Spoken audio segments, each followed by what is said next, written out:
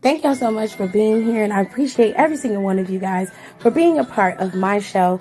Please be sure to check out my wrestling podcast, Down for the Count, with my girls, and of course, the personal podcast with the entertainment, pop culture, and news called the KTT podcast. Like I said before, we have pop culture that we just love to talk about. Okay, pop culture includes any and all celebrity news. I have the Red Rum True Crime series where I talk about all of the stories in the news that have to do with murder and anything very, very high profile in terms of murder. And of course, we have Am I the Asshole Fridays and Twitter. Oh, I hate this. What? It completely played the intro that was my closing intro. Ooh. It played my outro. Damn. I'm like, why is it not playing the right stuff? Anyway, hello. It's here. Right. Hello. Have y'all ever heard Outkast album where it starts off and you be like, what album is it? It's the one that Daddy bought before, because it had So Fresh So Clean on it, but that wasn't. It was Outkast Presents. Yeah. That was the only rap album that my dad ever bought that I can remember, and he played that regularly. I love Outkast. They always make you feel good. Make you feel good. I hope this rumor about Andre 3000 is true. They say he's supposed to be coming out with an album, baby. That's what they say. A lot of people say it though. A lot of people say it though. A lot of people say it though. A lot of people say it though. And we gonna keep saying it. Anyway.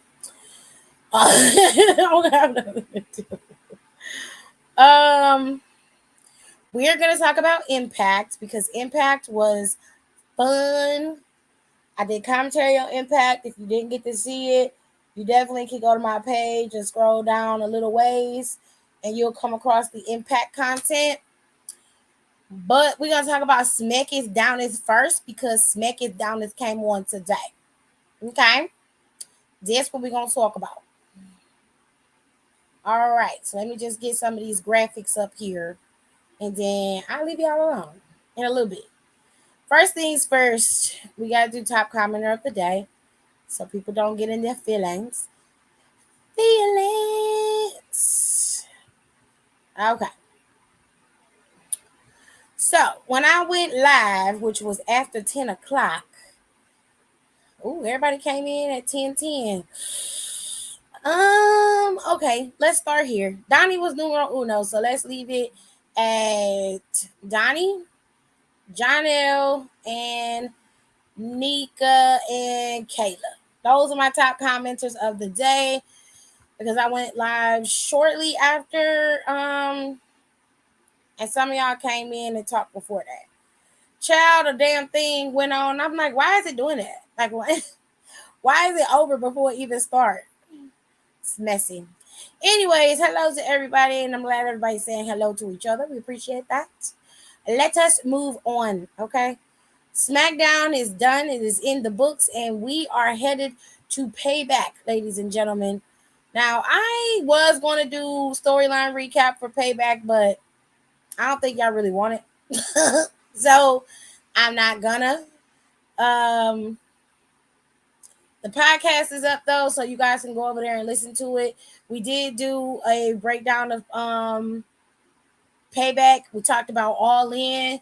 We talked about All In. We talked about Payback. We talked about Emergence, and we gave Bray Wyatt, paid our respects to Bray Wyatt over there. So go on over there, check that out when you get done listening to this. So let's get into it. John Cena opened up the show. Johnny Boy is going to be around for 7 Smackdowns. Count them. 7. Siete. That's the right number? That the right number? Y'all gonna tell me if I'm wrong or not. Anywhoosies, Johnny Boy says he's there to help improve SmackDown, make it better. He's not here to take nothing away. He cut his speech and said he loved being able to come home because he ain't got nothing else to do. The writer's strike, he can't promote his TV show. But John Cena's smart. You know why? Because right after that little segment, a little commercial popped up. And who did we see? Take a guess. A wild guess. Let's just take a wild guess at what we saw. I ain't gonna say nothing. I'm just gonna wait. We just gonna wait. We gonna be cool. Just take a wild guess at what we saw as a commercial when the show took its break. Just a wild guess.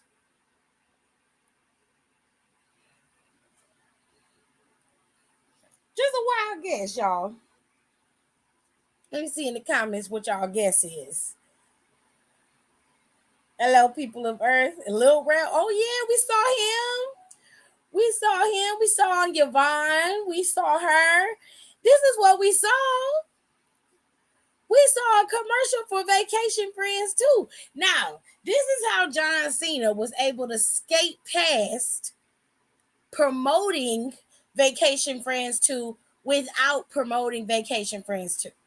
This is how he was able to do it. See, John Cena can show up, all his movies can come out, and all they got to do is run the promo packages, the commercials for his movies after every show that he's on, after every segment that he's a part of.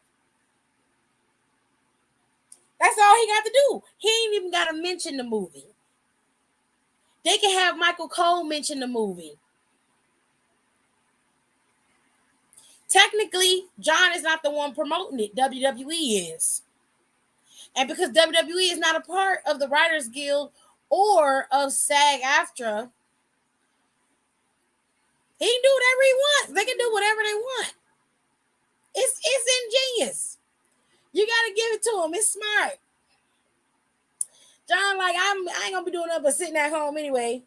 So I'm gonna just go on over there to WWE, give him a couple pops, make the crowd shake, make that ground shake a little bit. You know what I'm saying? Give a little bit, a little sun, and then I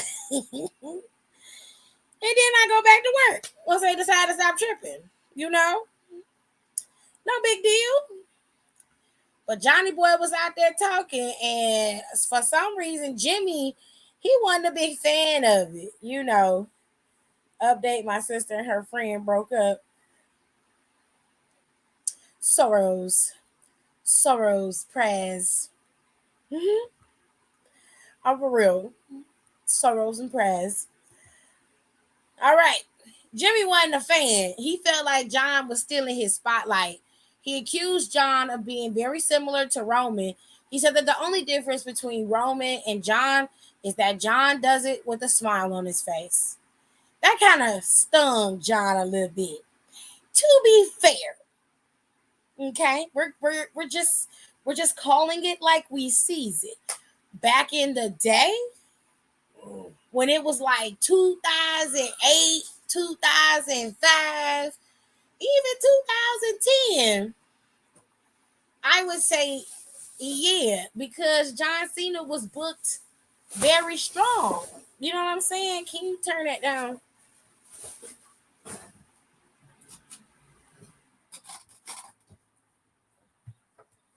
Hold on, y'all. I would say yeah, because he was booked really strong. He was booked as the ultimate baby face, a strong competitor. There were very few people who were able to best him, and many of those names include Randy Orton, Triple H, um, Edge, JBL. Like there was a lot that was happening during that time, and John Cena's star was on the rise. So they pushed him heavy to the point where fans started to hate him. You know, the only difference is between John and Roman is that John was not lording over WWE like a tyrant. That is what Roman is doing. John Cena was just, you know, loved by the powers that be, if that makes sense. But I get what Jimmy was trying to say, and it does make some sense. Hold on, y'all.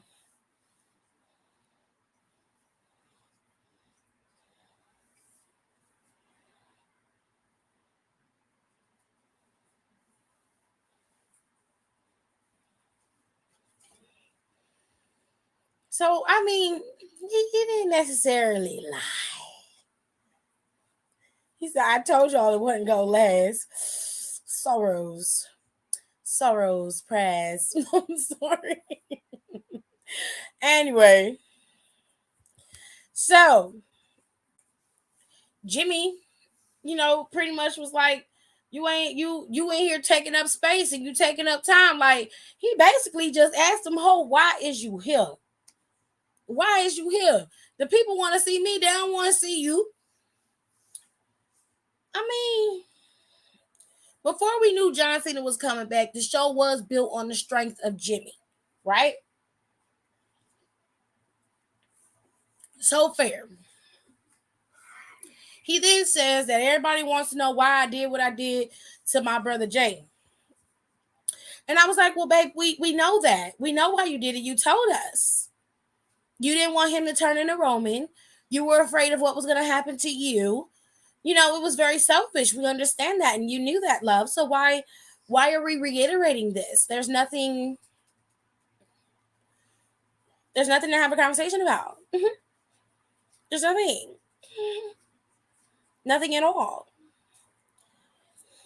Well, John Cena was just like, you know what? Somebody need to tell you, because I don't think everybody is telling you the truth. So I'm going to tell you the truth. He was like, I've been wanting to tell you something for like 3 years. Is you listening? Is you ready? Are you prepared to hear the truth?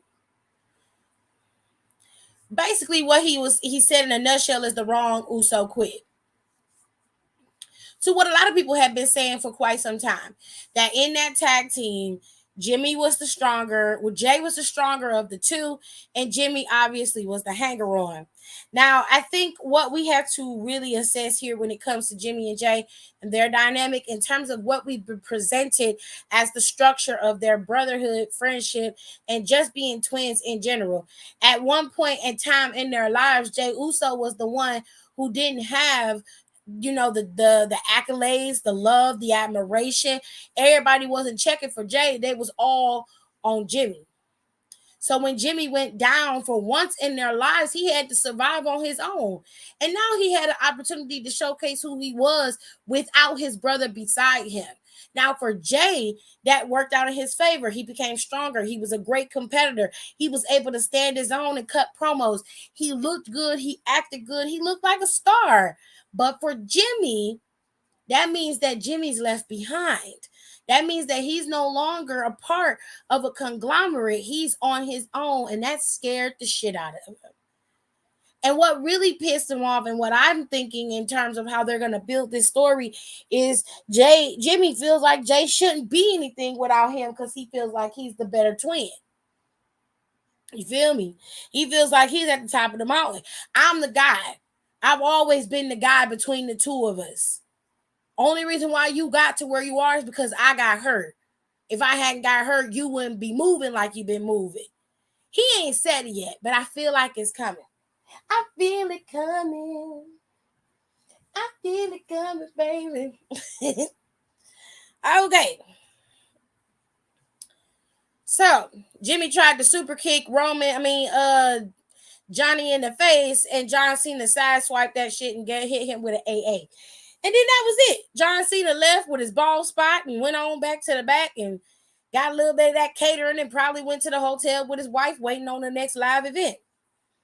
I ain't even trying to front, or tear nothing up. I'm just telling you like it TI is, baby. Next thing we saw was the tag team match between LWO, Austin Theory, and Grayson Waller. It was an okay match. It wasn't really much to look at. Rey Mysterio got distracted only because Santos pushed Rey out of the way, and he ended up eating Austin Theory's move, because I can't remember what he did, if it was a spear or what it was, but he hit him with a move, and Austin Theory took out Escobar's knee. It really hurt him. It looked like if he didn't, it was so well. But it looked like it hurt him really bad. And he ended up eating a pin off of Grayson, I think it was. Grayson Waller in there, coming in there, hitting him with a rolling stunner. And that's how he was able to pick up the win for his team. Theory and Grayson were smiling on their way to the back and poking fun at the fact that Escobar got injured.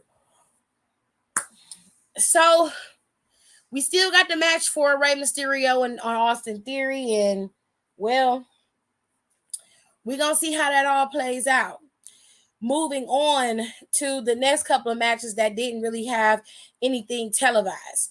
So we had a match between LWO with Joaquin and Del Toro. Is that what they call him? I can't think of his name. The other two members of LWO were in a tag team match against the tag team champions. Now, while I was glad that Sammy and Kevin defended those titles, well, they had a match on Smackdown, I didn't like that they served up LWO. I really wish they would have put the Brawling Brutes in there, and I hate to say that, but like, I mean, they could have ate a loss, in my opinion. You need to get some traction going with LWO. They're the biggest faction on SmackDown at this moment, and they haven't gotten any. They haven't gotten any traction going except for Ray getting that championship. Like, come on. He said it's a form of a chop block. Okay, got it. Hi, Tirza. What is wrong with you? It's Cruz Del Toro. I thought so. Thank you, Donnie. Mercury is retrograding and I'm over it. Oh, wow. All right. So after that, I'm gonna get the girls match out of the way too. Shotzi came back, had her hair grows really fast. I mean, her hair grows really fast. Okay. Shotzi almost got enough hair to do a pixie cut. Okay. She went and got some of that gel honey and spiked her hair out. It's cute. It looked real nice on her. She done cut off all the green. The green done grew itself out and she cut all that off. She looks cute with her hair like that. I like it. It make her look even better. She done went all black and white on us with her gear. She was working Bailey's ass over in this match. But of course, her two cronies, the women's champion Io and fucking Dakota was interfering in the match so much so that the Queen Charlotte came out there and stopped that interference, kicked Io dead in her damn championship and knocked her to the ground, and then punched Bailey in the face while the ref was distracted and took Bailey out.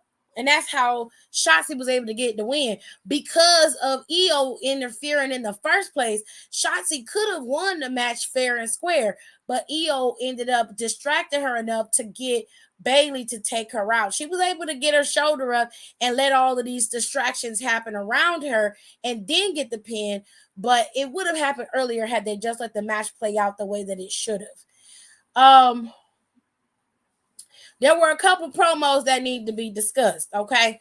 For whatever reason, Pastor Lashley came out there with his two new hip youth pastors, the Street Profits. And they came out there to tell everybody and put WWE on notice. Basically, they're coming for all the gold. And they're not wasting time. It's going to be swift and clean. Now, per Bobby Lashley's run over dress shoes, the reason why he with the Street Profits is because real recognize real. To which I can respect that. I can respect that. And then you got Dorcas out there. What? What's wrong? Hello. What was I looking at? Oh no, they Megan was up there first.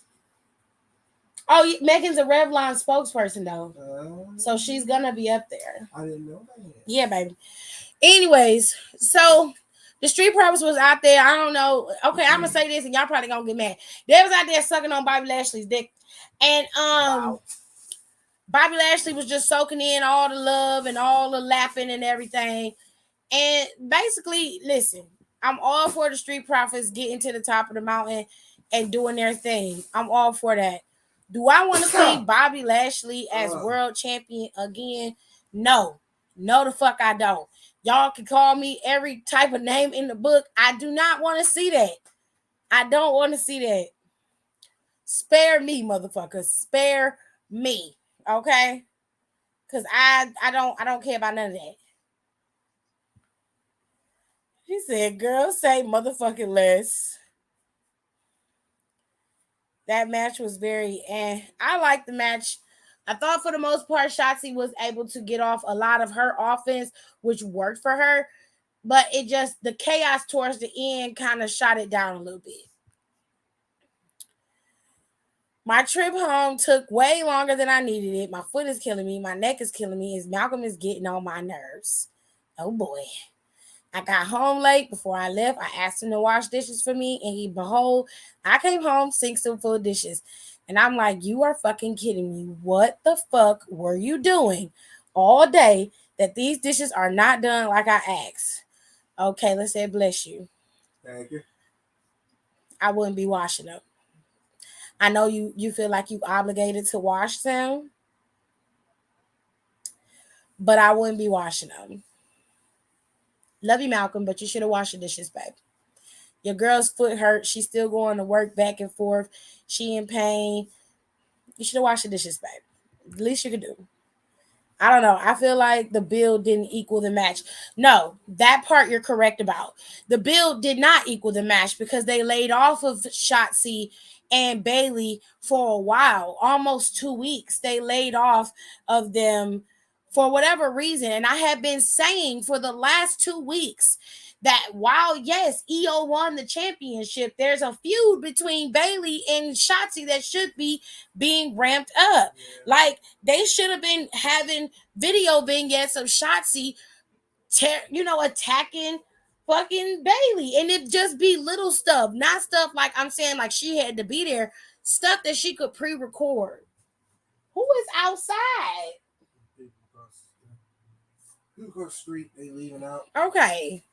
They gotta make that much noise to leave? You do have the music on. Whoever was had the music on. Then you just non-sing your non-singing ass do karaoke 5 minutes ago? Yeah, what is you listening to? Your horrible singing? Hold on, y'all. Hold on.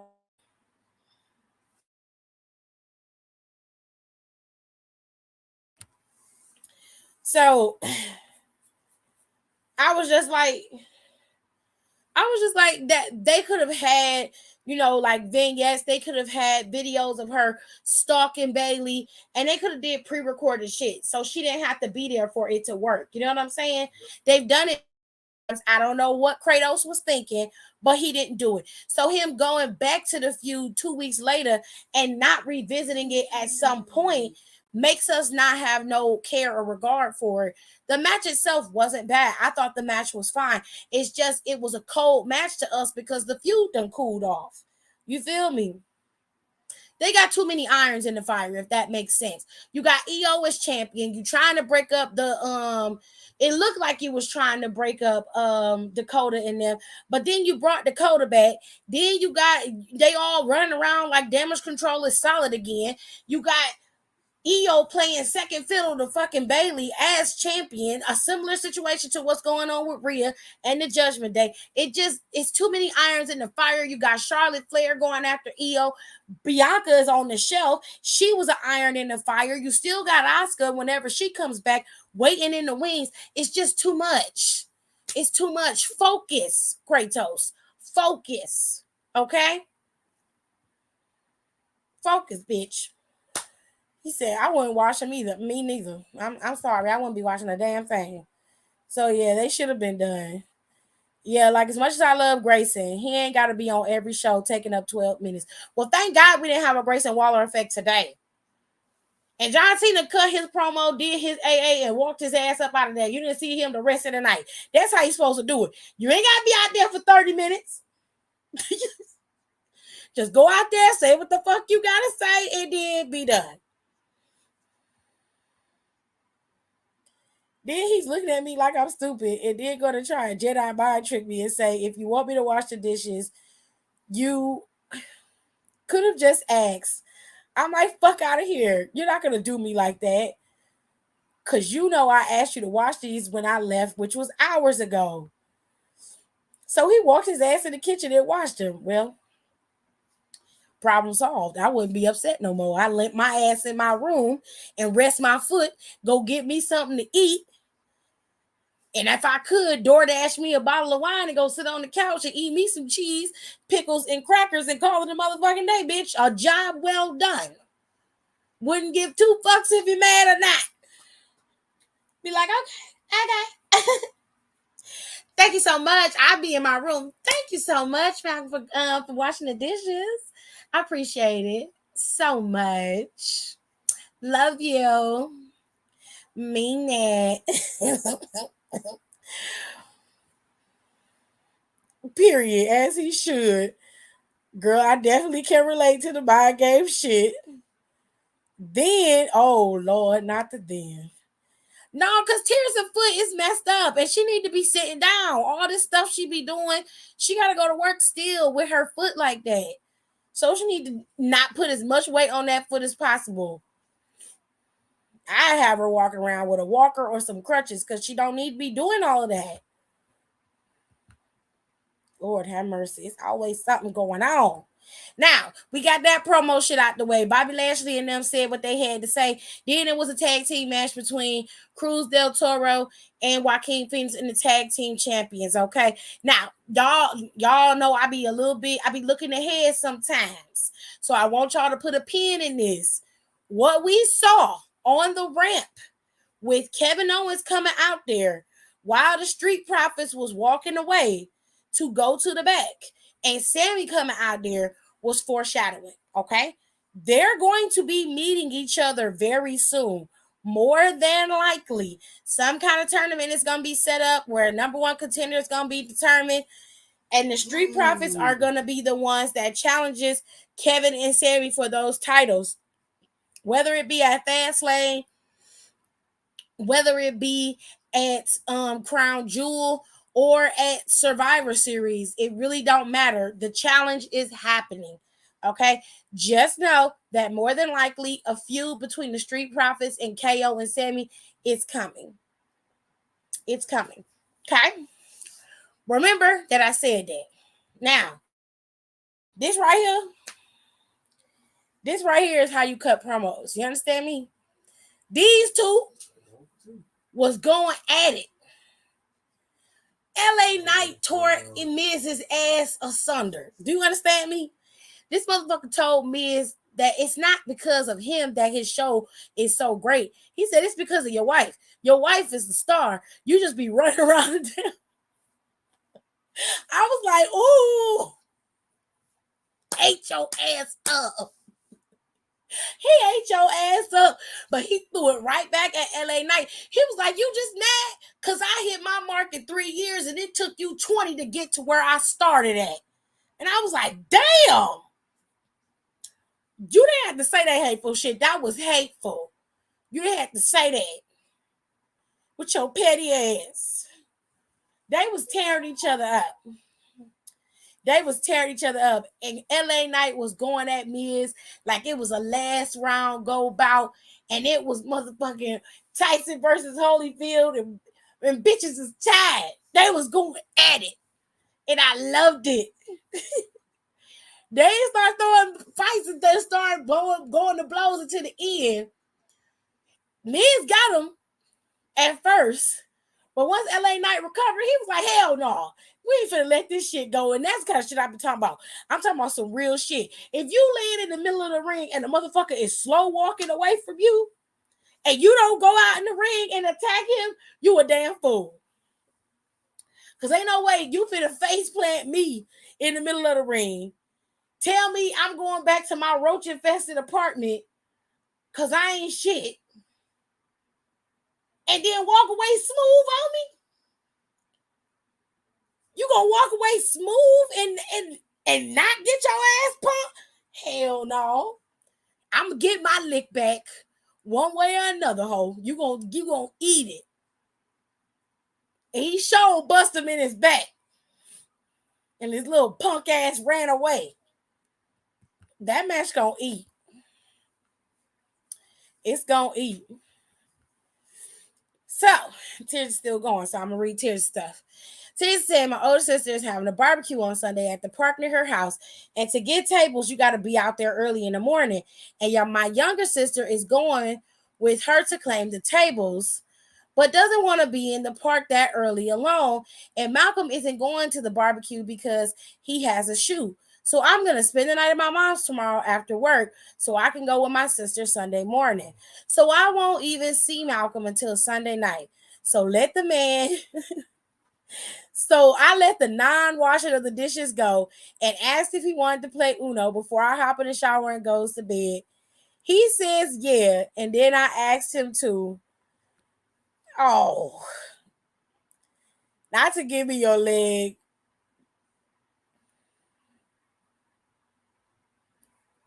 What? Get your lick back. Excuse me. Y'all must be playing the fuck out them Uno cards because y'all be playing. You know what, Don? When it's just you and your person and you ain't got nothing to do, the best stuff to play is Uno and Heads Up because that's what I do with Jared. But I have to pry Jared away from the video game to make him play. If I don't, he won't play with me. He'll be over there playing the video game or something. But I have to pry him from it. But it's fun because you get to spend the most time with your partner and act a fool. Yeah, before I tell him to buy me put the Zelda card, that's the first time I played the game in 2 days. It is. But you be having your face buried in a football game or a basketball game, whether it be men's basketball, women's basketball, Canadian football. You will find something. I wonder if they actually won, if the team won a whole game yet. You see what I'm saying? You see what I'm saying? He ain't even hearing what I'm saying. Oh, shit. I want my QT. Why I can't have my QT? You ain't got nothing? You ain't got nothing to say to that? No, I don't. That's fucked up, Jared.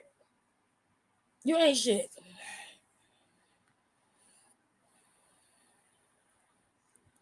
She said... So I asked him to please bring my spicy nacho Doritos so I can snack on something. He goes into the kitchen, grabs them, and walks back into the room eating them. This man don't really like Doritos. Damn, mistake number 1. But for some reason... Open the bag first when you try to steal it. I think he messing with her. I really do. I really got because he knows she can't do that because her foot fucked up. I really do think he messing with her because there ain't no way. Heads Up, like 7-Up. It's literally a mobile game called Heads Up. And you put the phone to your head and the word is on your head and you have to describe the word without using the word, obviously, but you have to describe the word. It is very similar to charades. Thank you, Pierre.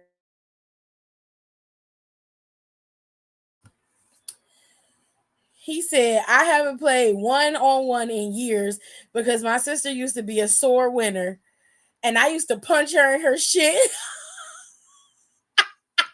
Damn. Violence. That went over her head bad. I heard her say Heads Up like 7-Up. Heads Up, 7-Up. I got it. Anyways, y'all be thinking I'm dumb. I'm tired of y'all. Y'all really do. The last match of the night was an impromptu match. You see, the house phone ringing? No. Me Chin was in the office with Adam talking to him, and Jimmy just came in and bogarted his way in, and Me Chin was just like, so you just gonna, bush me out the way when I'm talking to Adam? He like, I don't care what you're talking about. She like, I don't care what you're talking about. So they going back and forth, but Adam like, wait a minute. Like, now she was in here talking to me first. If you got something you want to talk to me about, you're going to have to wait your turn or make an appointment. But you're not going to just come in here and push her out the way like she wasn't talking to me. So you need to calm yourself down and go step outside and wait. Jimmy said, all right, bet. And he left.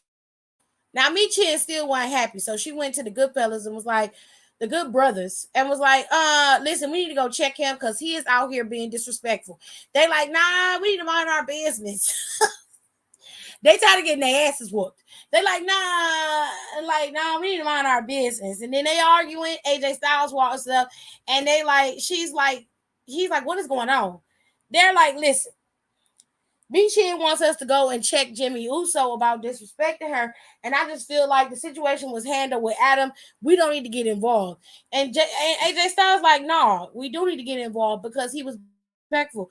And you ain't got to be disrespectful to get what you want. You're not going to be disrespectful to us. He said, this is the house that AJ Styles booked. We on Smackdown, baby. He not finna disrespect us on my show. I was like, okay. So Jimmy got his shit, was getting ready to leave. AJ Styles like, hold on, Playboy. Where you going? Where you going, baby? You need to come talk to me. You need to come see me. Jimmy like, what the fuck you want? Boy, what the fuck do you want? He like, listen, I don't know what kind of hole you crawled out of, or if you know, Jay Uso kicked you a little too hard in your head, but you're not finna be disrespecting my girl, Michin. He was like, who the fuck is Michin? He said, nigga, get the fuck out of my face. He was like, you gonna stop disrespecting my people or we gonna have a problem. He was like, oh, so you bucking? Oh, so you bucking? He like, I'm bucking. What's up? What's up, Playboy? All of a sudden, bam! Solo bust him in the back of the head. Now, Jimmy on the floor. Solo told him, you in the bloodline until we say you ain't in the bloodline. And Jimmy said, he got up, fixed himself, and said, you, Roman, or fat ass Paul Heyman ain't gonna tell me what I can and can't do. Period. Then he walked his bald-headed ass out of there. He ain't bald-headed. He's shaved, really. He not bald-headed. Okay? Later on, there was a match between Solo and AJ Styles because AJ Styles said he wanted Solo. He said, listen, y'all not finna be disrespecting me. I'm not taking this disrespect. Okay? I'm not taking it.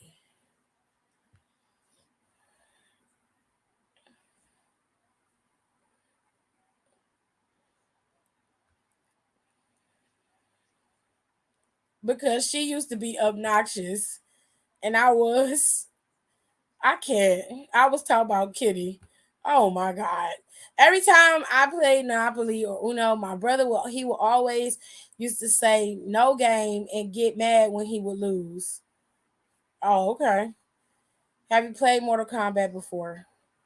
Yeah, of course. She said, for some reason, when I buy them for me, he all of a sudden likes them. I buy him all the snacks he likes, but he eats them shits like the fucking Tasmanian devil. So now he decides he wants to eat my shit. And I'm like, seriously? So I move to put my hand in the bag, and he pushes my hand, and I'm like, what the fuck are you doing? How are you taking over my shit? Oh, Lord have mercy. I feel like this is going somewhere, and Tears says, take it all that. Take it all that. It's a prickly shave. I can't. All right. So the match is going on, and AJ Styles and Solo are battling, and all of a sudden, Jimmy comes out there, causes a slight distraction. Solo was able to pick up the win over on AJ Styles. Jimmy comes in, and Jimmy is hugging on Solo like, yeah, bro, we got the W. And Solo like, boy, get the fuck off me. Grabs him and gets ready to give him the Samoan spike. But, of course, Paul Heyman said, shh, wait a minute. Don't do that. Let's not do that. And, of course, Jimmy takes out AJ Styles after Solo leaves, and Paul Heyman calls Roman. Now, Jimmy puts up his finger because, you know, he's a part of the ones and we the twos. Well, you definitely the one because you by yourself now, nigga. Yeah. Now, y'all know how this works. It's proving grounds time. Jimmy want to be back in the bloodline. He's going to have to prove himself to Roman and, of course, to Pauline. So we'll see how it all plays out.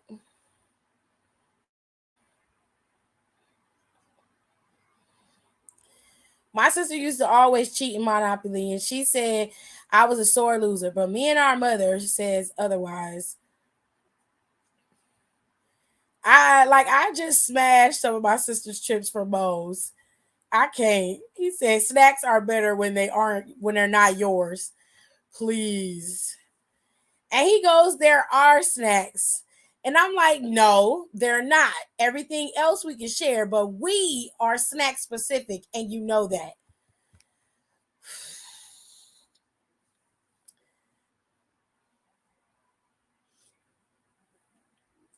I've been living with AJ for years, and I learned a long time ago that nothing is ever yours. When you married, it just ain't. Even when you living with somebody, it just ain't. It's not going to ever be that way. He's always gonna want to eat some of your snacks, literally and figuratively. And those are just one of the things you're gonna have to accept. Now, if he's eating them all from you, that's a bigger issue. Gerard does the same thing, especially if Gerard has a severe sweet tooth to the point where I do not buy candy anymore because he eats it. He will sit at night and just snack on gummy bears, fucking if it's chips, cookies. Gerard is a snack king, and I have to hide mine so that I can keep it. Otherwise, he will eat it. He will eat it, especially gummy bears. I used to buy this big bag of gummy bears that I really loved. They were real cheap on Amazon. Amazon went up on like $3 on the damn thing. They're $10 a bag now. Okay. I bought them. I bought 4 bags once because AJ ate his and mine. Okay. I went back and bought 4 more bags. AJ killed his 2 bags of gummy bears in the span of a week and a half. 2 fucking bags. I was still sitting here with 2 full bags of gummy bears, and I had to like ratchet them shits out. Between him and my nephews, they was killing me. And I'm like, you're right. You are eating these gummy bears like water. What is going on with you? I just like the gummy bears. No, babe, like you was saying, you cannot eat like that.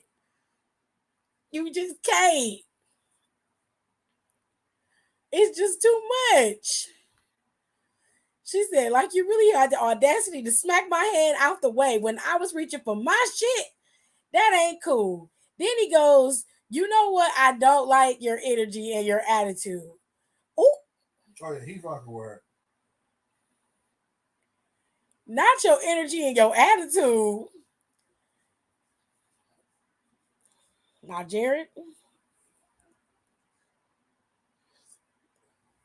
I will lean towards the fact that he is messing with her. I'm still leaning towards that.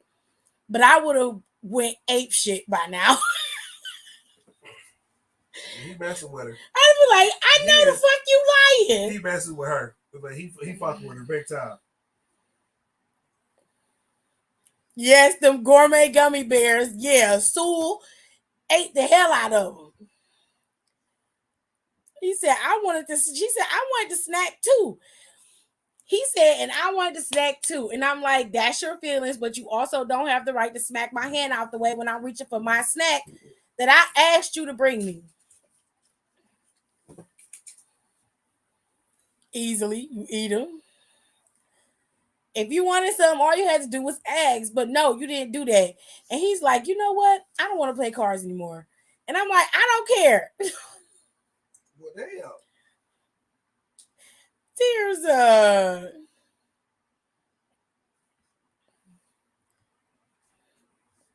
Poor babies.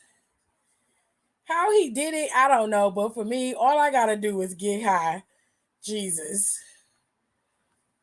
Gerard does not get high. He just inhales snacks like a fucking Hoover. He's a man. He's gonna eat.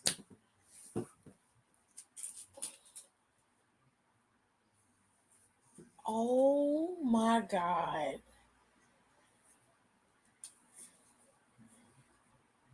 He ran the whole 74 yards. Broke that Made the secondary miss. It was gold. What is that they put on the back of their arms? Is that so they don't get Turf tape. rash on Yeah, there? it's, turf So they tape. don't like okay, I see what you mean. Like, how are you mad that I'm mad that you fucked over me? Like, you started it. So I walked out the room and I'm sitting in the living room Mad with the shit. Golden Girls on. Oh, po tears. That's like Jocelyn asking Carly why she yelling and she said, "Cause I can." Everybody has fights, tears. It'll blow over. Y'all will apologize and it'll get better. What's wrong with homeboy? I think that might be the dude who got ran over. Is he okay? Yeah, look, it's a shoulder.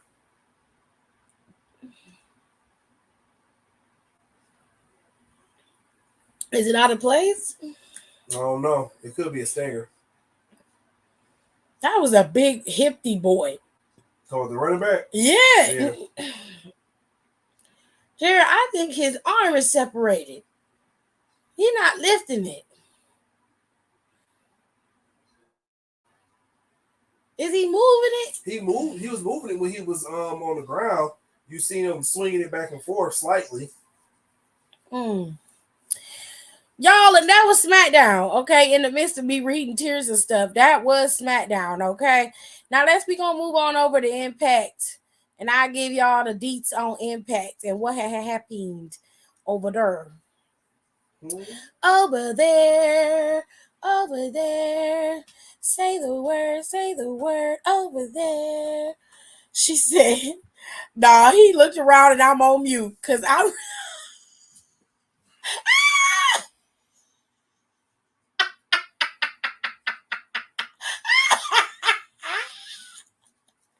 Everybody look around on mute. Right. Big energy. Ooh, it's hot. It's hot.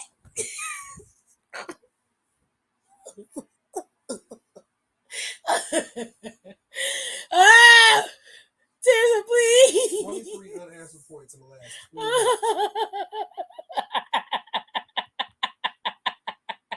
She tore his ass up. Damn. Oh, so bad.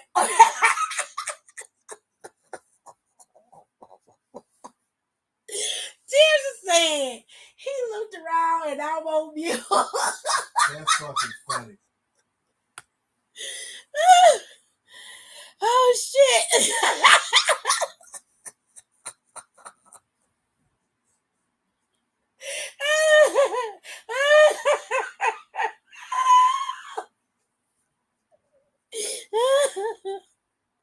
Oh my god. Oh god, please. She said, I'm sorry guys to detour from Smackdown, but I had to let that out, girl. We just did it in the middle of it, child. He said, that's a good one. You ate that. Oh, she tore Malcolm ass up. Ooh. Okay, ladies and gentlemen, let us go into Impacts.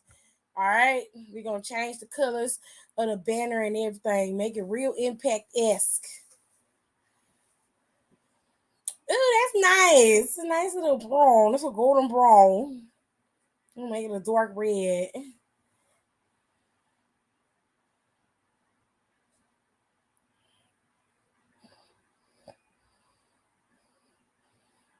There we go.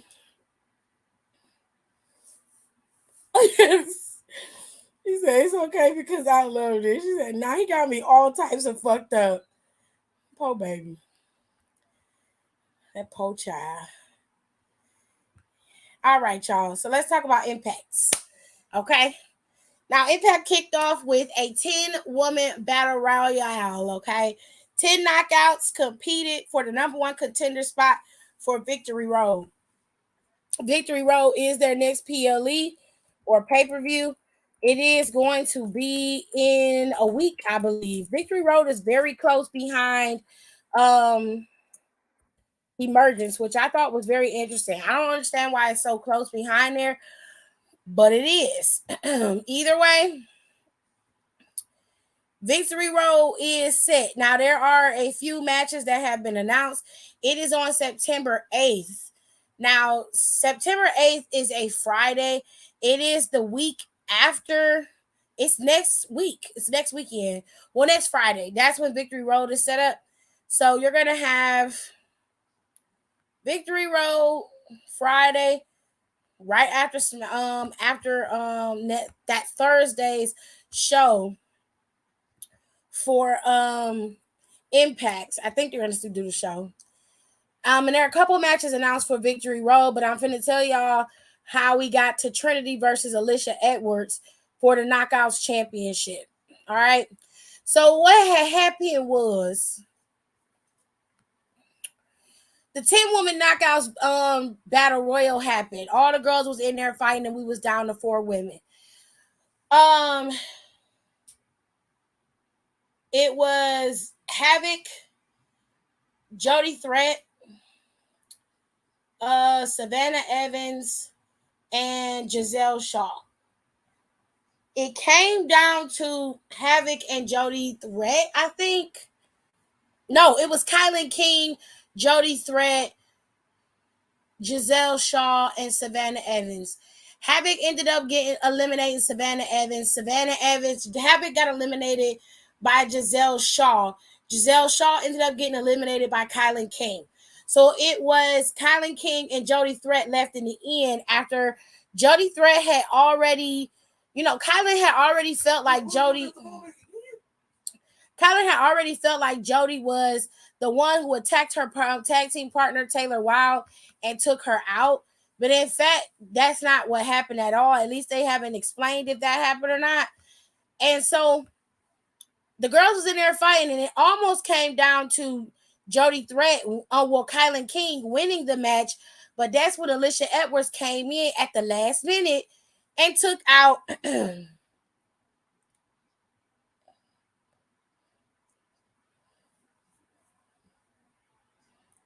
She said, where can I watch Impact for free? I feel terrible that I've been watching Trinity.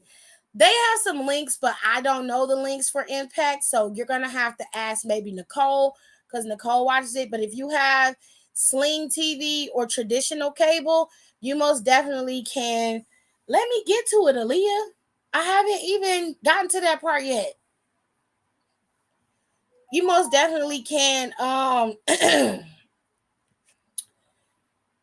watch it on regular TV. It's on Access TV if you want to watch that.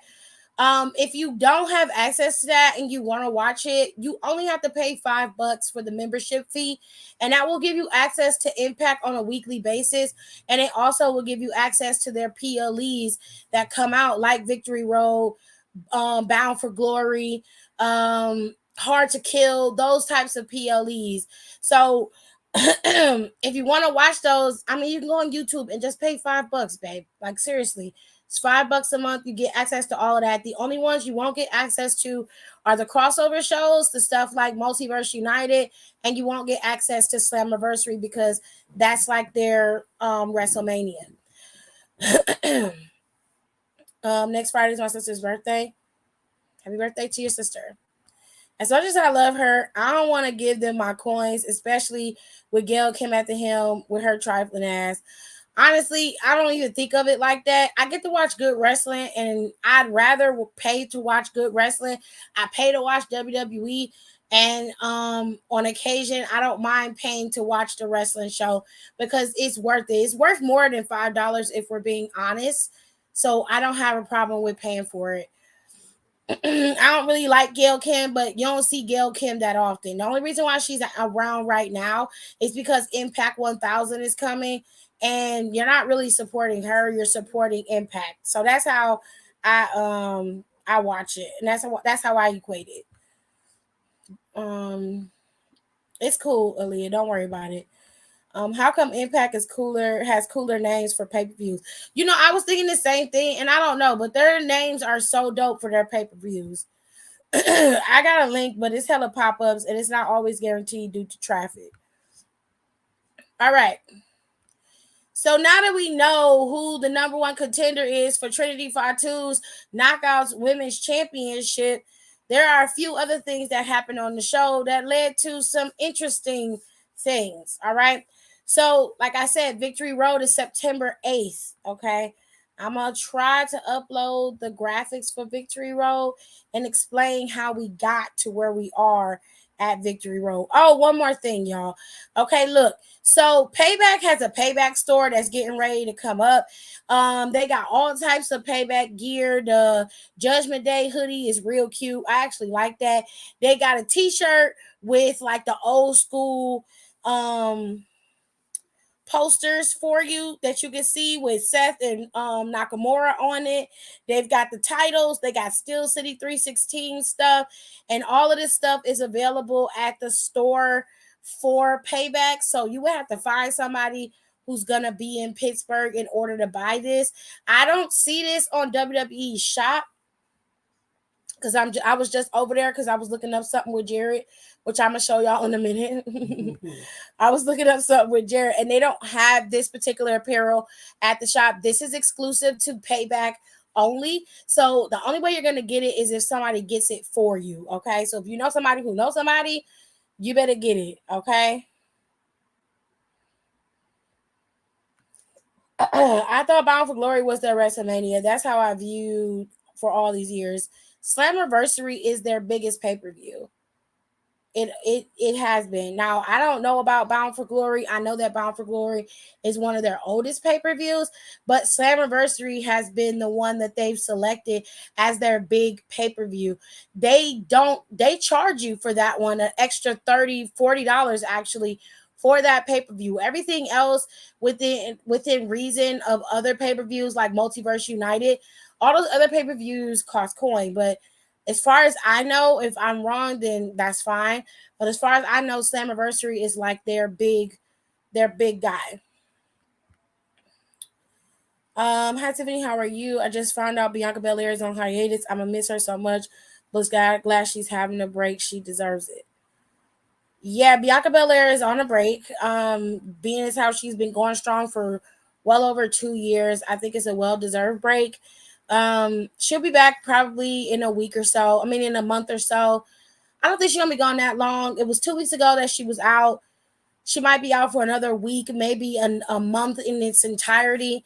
Mid-September, she'll pop back up and probably challenge EO at Fastlane, or at least get her lick back on the girls.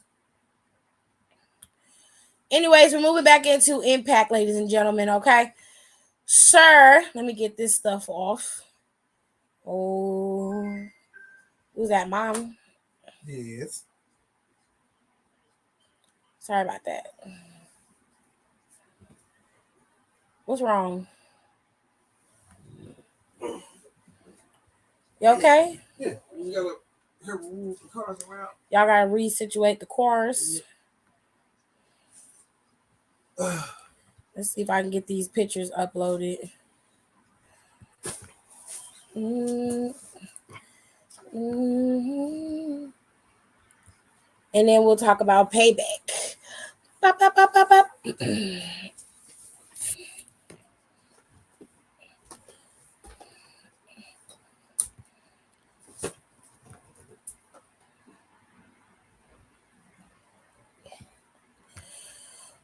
Okay.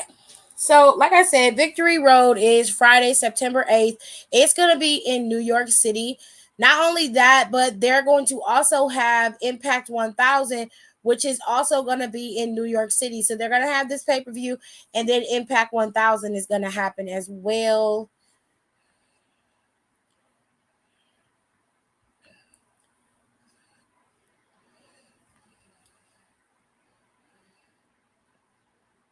She said, I'm still here, by the way. I'm just listening as I pack my shit and lay out my clothes for work tomorrow. No worries.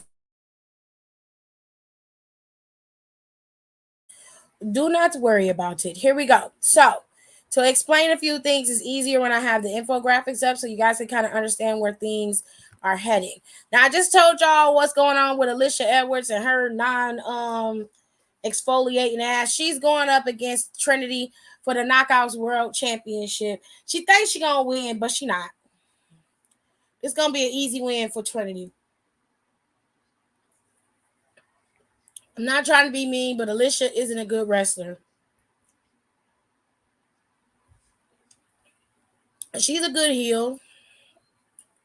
Annoying enough. So, I ain't gonna shit on her too much, you know what I'm saying? But that's how that match came to be.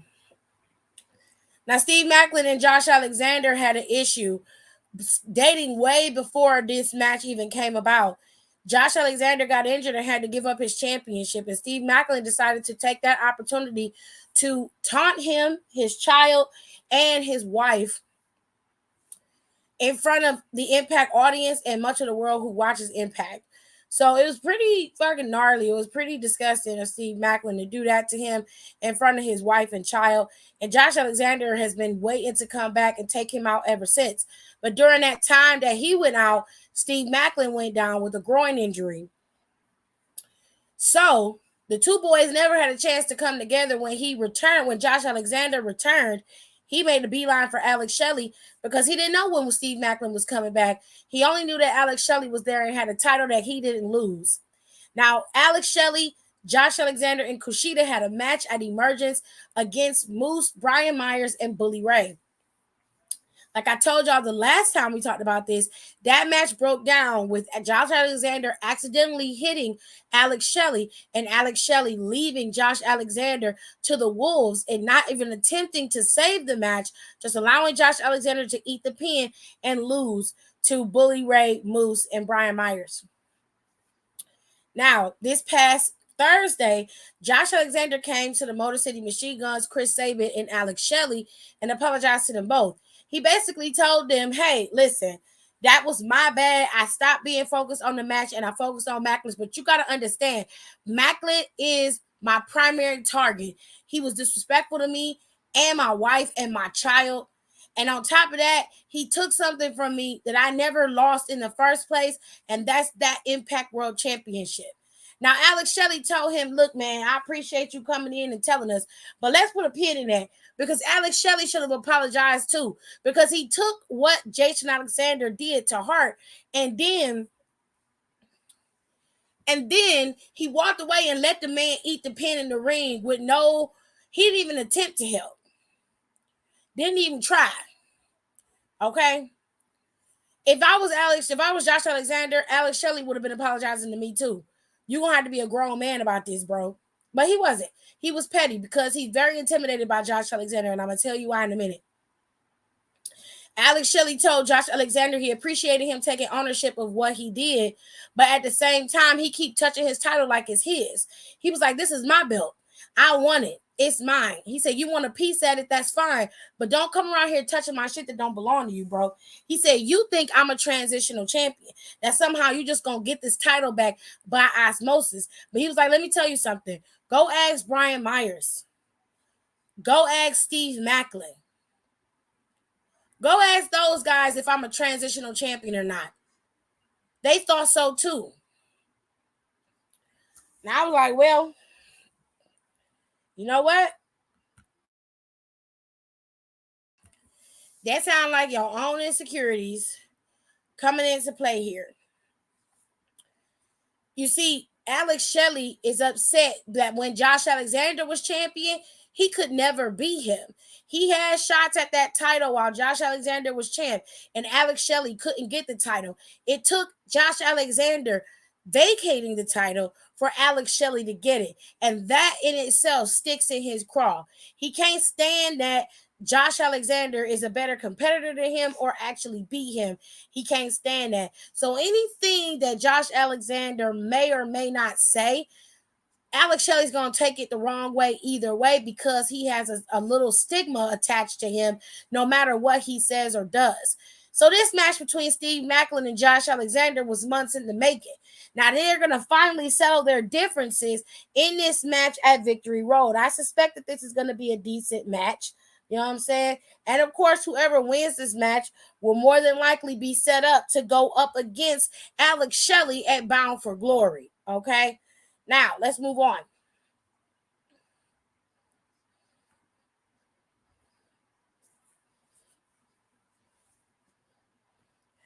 So, when's Feast or Fired? Feast or Fired is going to happen on Impact 1000. Okay? That's happening on Impact 1000. Do you know if I can watch Impact 1000 on YouTube since I have Impact Plus? Yes. Impact 1000 will stream on YouTube. It comes on September 11th. So, yes, you'll be able to watch it. My bad if I'm jumping the gun. No, it's fine. I can answer that question and move forward. I was trying to get to the stuff, but when Aaliyah put her comment in, I hadn't even started on the Impact stuff yet. I hadn't even gotten to that match yet. So it kind of irritated me a little bit. But anyways, y'all move the cars around? Yeah, I got it straight. Okay, so it's a match and not a PLE. It's a show. Like, okay, so Impact 1000 is the show, and they're gonna have that match. The Feast or Fired is a match. It's happening on that show, and because it's happening on that show is like a mini PLE for them because they're not having it on their regular night because they don't hit 1,000 episodes until I think it's after Thursday. I can't remember.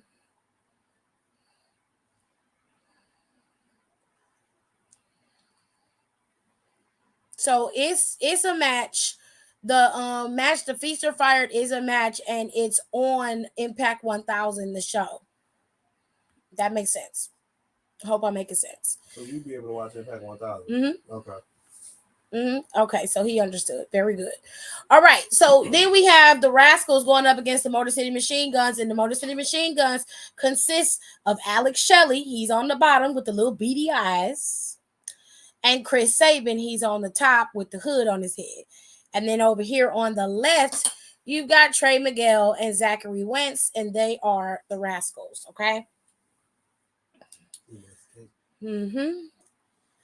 So, the Rascals just earned their very first tag team championships this past Sunday at Impact's Emergence, okay? Now, Motor City Machine Guns have been tag team champions in Impact multiple times over. So the Rascals being a one-time tag team champion means nothing to the Motor City Machine Guns.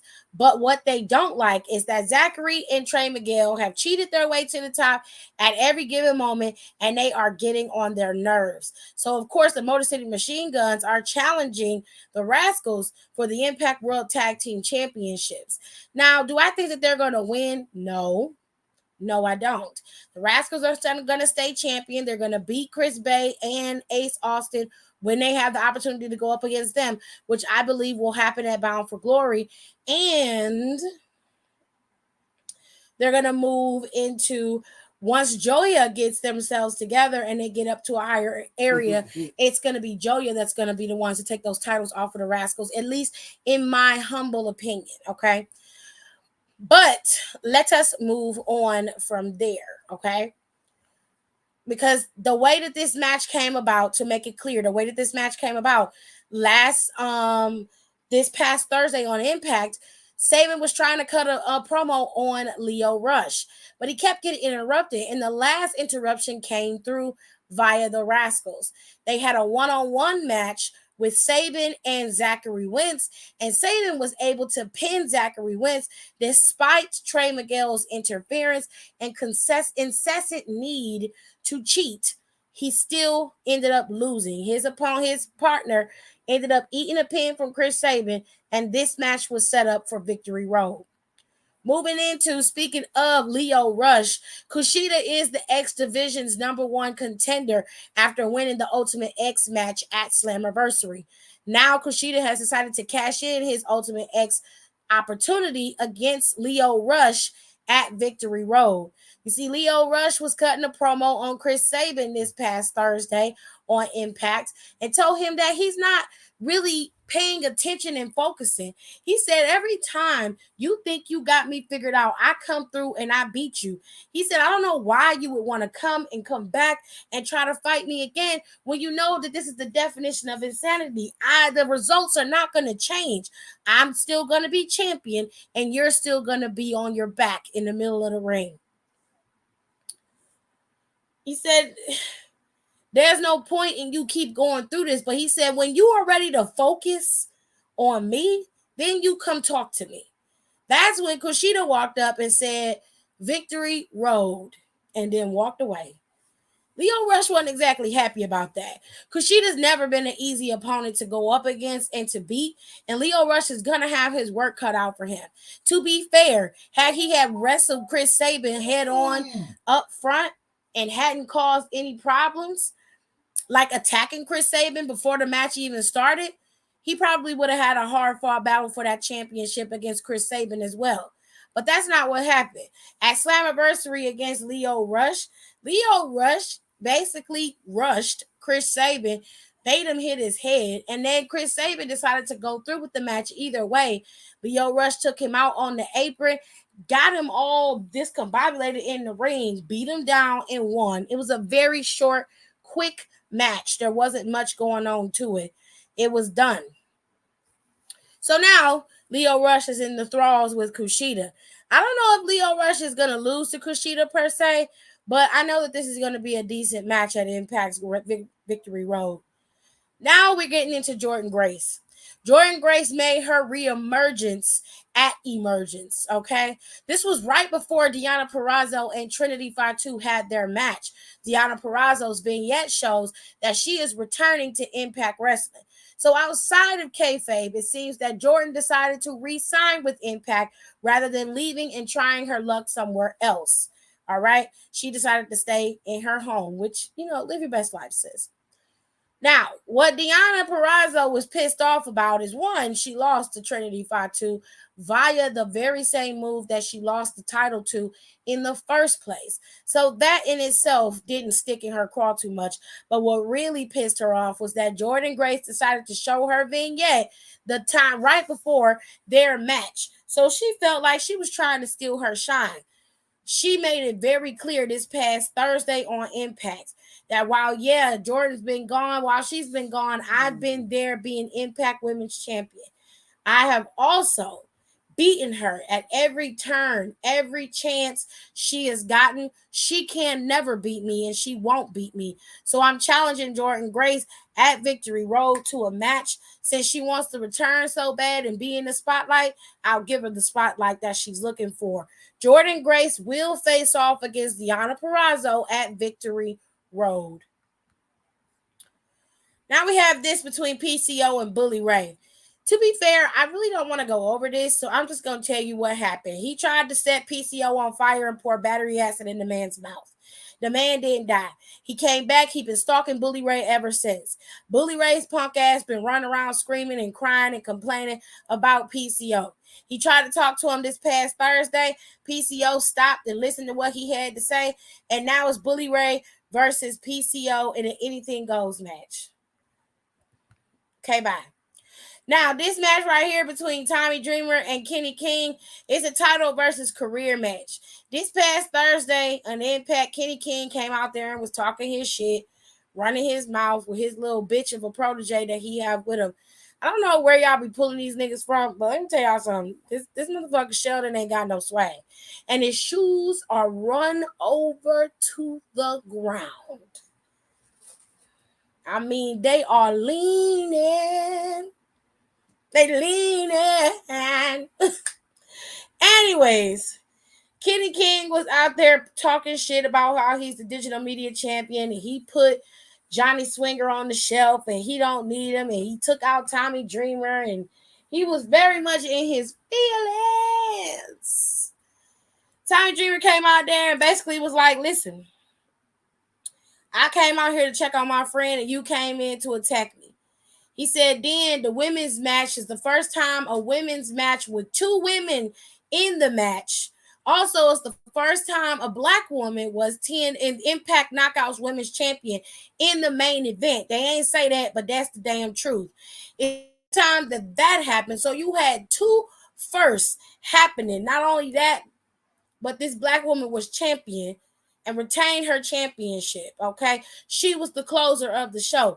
Tommy Dreamer was like, while everybody else was in the back watching the match, you and Sheldon was out at the bar drinking, and everybody was supposed to be back here and respecting the fact that this is the first time ever they were wrestling, and you was out here drinking, being disrespectful. Kenny King said, why do you care? He said he explained it in a different way. He went off with Swinger losing his father-in-law. He was very close to the man, and Swinger had the respect enough to give the women their respect, even though he had to leave to go see about his wife and his family with them losing his father-in-law. And he's like, while everybody was in the back respecting the match, Swinger had enough, respect to call us and say, hey, good luck on the women's match. I know those women are out there killing it, while he's trying to go catch a flight to go see about his ailing father-in-law. You're in the back and you're leaving to go get alcohol and drink with a bunch of women and Sheldon. And we are back here respecting the fact that this is a first and this match is happening on Impact's Emergence. Kenny King said, bitch, I don't give a fuck. I don't care about none of that. I'm a champion, baby. I did my job. I got my shit and I bounced. What you want me to do? You want a cookie? You think I give a damn about him losing his father-in-law? I don't give a shit about that. I don't care about that. I don't care about none of that, baby. They ain't got nothing to do with me. It ain't my damn father-in-law. Tommy Dreamer said, that's cool. That's cool. You a disrespectful little shit. That's cool. You know what I'm saying? But he said there was a time where your ass was in the back asking and needing questions and needing help. Tommy Jr. said, yeah, I was asking you for help, but I also was looking up to you because you was back there doing the same thing. I see you out there drinking, taking shots, having a bunch of women around. I said, a bunch of women around who? Who? A bunch of women around who? Who was hanging around Tommy Dreamer? Who? Y'all some liars. I don't believe you. I want proof. Show me the fucking proof. Show me the proof. I just want the proof. I need digital evidence, pictures, videos. I need proof because ain't no fucking way. You can't convince me. Now, don't get me wrong. Don't get me wrong. I know a lot of people probably look at Ric Flair and be like, ain't no motherfucking way. But I can understand why a bunch of women would be attracted to Ric Flair. Ric Flair had a swag. It's not the way he looks. It was his personality. It was the way he carried himself. He carried himself like a man of affluence. He carried himself like he was somebody. And women are naturally attracted to those types of things. Even if you ugly and got gangly teeth, if you are confident in who you are and you moving and shaking with that kind of confidence, that will attract more people than you being a real fine ass looking dude. And that's just the truth. But Tommy Dreamer, nigga, you're crazy. Okay? Ain't no way a grown ass man with a ponytail at 50 something years old. Girl, bye. I remember when your ass was drinking Undertaker spit in WWE. Stop fucking playing with me, okay? That's nasty. He definitely did. He was drinking his spit. It was his tobacco spit. Oh, hell no. Hold on, let me see if I can find it. I can't play it here. Fucked up. Drinks. Undertaker's tobacco.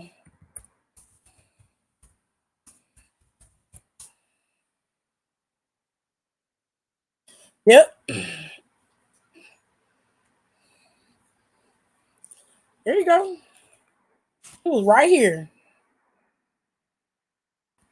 That's nasty. That's nice thing. Definitely did it. I can't show you, but it's on YouTube. All you gotta do is Google it. Tommy Dreamer drinks Undertaker's tobacco juice. And it'll come up. He ain't got the sauce to work at Magic City, baby. He ain't got that. Anyways, Kenny King was out there being a whole stripping. And he decided to be the Chippendales dancer. I don't know why, but I don't know what he was serving. Kenny King is a tall, lean dude. He got real long legs and long feet. I don't think that equates to nothing, so I'm just gonna mind my business. I'm gonna mind my business. Listen, to make a long story short, Tommy Dreamer told Kenny King that he's gonna have a final match with him. This match is gonna consist of 2 stipulations. If Tommy Dreamer wins, Kenny King is no longer the digital media champion. If Kenny King wins, then Tommy Dreamer has to retire. Now, to be fair, Tommy Dreamer done retire 8 times. So him retiring after this match doesn't do nothing for me. Because he could very well leave Impact and go to AEW and wrestle in AEW for another 4 years. And I just don't care. I don't care enough about it. It seemed like this match was made out of nowhere to give Kenny King an opportunity. But where Impact failed is that they did not have to go to Tommy Dreamer in order to have a match. They could have went to Heath Slater, since Heath Slater interfered in the damn match. Yep. You had the match set for you. You chose to walk around Heath Slater and go to Tommy Dreamer. Hell, you couldn't even make it a triple threat. Heath Slater attacked him, and then Tommy Dreamer came out there and said, hell no, I want a piece because I'm checking on my friend, and he attacked me. No. It could have been Heath Slater versus Kenny King. Now, obviously, this can go multiple ways. I don't see Kenny King losing to Tommy Dreamer in any way, shape, or form, okay?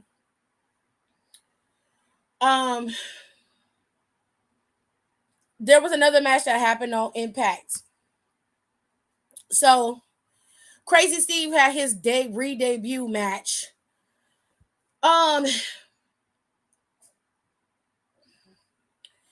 He just is a creepy dude. He came out there, he was wrestling, and he tried to gouge the dude's eyes out. He was going up against Mike Bailey. He tried to gouge his eyes out. He pulled a fork out of his boots, and he tried to use the fork to take his eye out. Black Taurus, I think that's how they say his name. Black Taurus came out there to stop him because they used to be tag team partners, and they was all in Decay, I think, with Rosemary. And Crazy Steve tried to take out Black Taurus' eyes, tried to gouge his eyes out. I'm going to give y'all a little bit of advice, Impact. Y'all go there. Y'all really good. But what I need y'all to do is be a little bit more realistic when you're talking about gouging people's eyes out. So instead of just having him put his fingers over Black Taurus' mask and press on the mask, we saw that. The cameramen at Impact are atrocious. Y'all got to fix that because we can see all of that shit. Steve, if you're going to make it look like you was gouging this man's eyes out, put your fingers in the damn mask. You ain't got to press. Just have your thumbs pressed on the edges of the mask and make it look like you pressing on him and put all your power, all your grip on the mask itself. Okay? You get what I'm saying? You got a whole opening for those holes. You ain't got to put your thumbs over the mask. That defeats the purpose of the damn illusion. Okay? We trying to pretend like you crazy. Right. Like you a psycho. Because niggas forget, we saw Ray get a fake eye gouged out in the corner of the steel steps a couple years ago. Okay. Fighting set. And if WWE would have had a better special effects, they could have did that properly. But they some cheap motherfuckers. Because the special effects they had for Umberto and Angel Garza were ridiculous. They went and got them some damn water adhesive tattoos and then used the fake blood around it. Now, why the fuck would you do that? Why wouldn't you just go get you a special effects artist and pay them so you can have the fake claw marks on the men's chest. What? What's wrong with that? Y'all make life so damn difficult. Don't make no sense. Anyways, we got a little bit more to cover, and then I'm gonna let y'all go. We're gonna go over Payback. I already went over it with y'all on Freestyle Wednesday. We're just gonna go over the match card one more time so everybody know what we working with for Payback this tomorrow. Because Payback is tomorrow, ladies and gentlemen, okay? So hold on, because you never know. Johnny McDonough and Nate fell in love, but had no idea what love really was. But they tried their best to make each other smile. All right. So Payback is Sunday, and this graphic for Payback is fucking fire. It's beautiful. Everybody looks good in this. Even Dominic look okay in this graphic. I will give that man his respects. He looks good in here. Everybody looks great. Everybody look menacing. They look hardcore. You know, they look good. You look good. You look good. We appreciate that. So let's get into these cards. Now, it's black, white, and purple for Payback. Those are color schemes for the show, babies, okay? Just so you know. Mm-hmm. Payback is Saturday, September 2nd at 8 p.m. Eastern Standard Time, 5 p.m. Pacific Time, all right? Oh, Jesus. So we got The Miz versus LA Knight. I am going to say that this is actually going to be the first match of the night. I think that these four are going to compete first. They're going to kick off the show, all right? So let's start there. Kevin Owens and Sami Zayn are going to compete against Judgment Day. Judgment Day's Damian Priest and Finn Balor. Now, Finn Balor and Damian have not been on the same page as of lately. Kevin and Sami have been. They've been rolling and moving. Even with Kevin being out with an injury and coming back, they've been still able to regroup and get themselves on a winning streak after they came back. Damian and Finn, however, have been on the ins and outs. It's been back and forth, with JD McDonough adding a little bit more fuel to that fire. With all that being said, these two teams are going head to head in a Pittsburgh Steel street fight. Okay? It's a Steel City street fight. So this is anything goes, no holds barred, no DQ. The only thing is, I don't think falls count anywhere. I think you do have to get them back in the ring for the street fight for the pin. Right? Mm-hmm. I have no idea. Let me look up the street fight rules. Because that's where you got to get them back in the ring for the pin. Street fight rules. WWE.